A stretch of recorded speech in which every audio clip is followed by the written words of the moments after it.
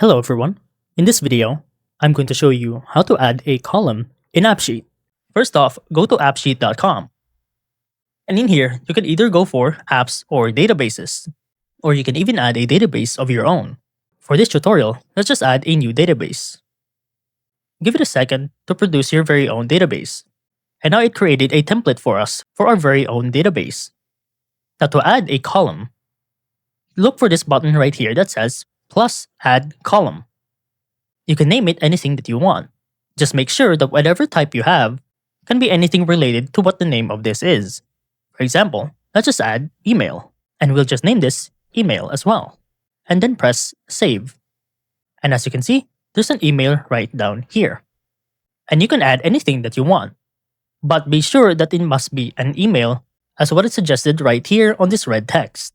And that's how to add a column in AppSheet.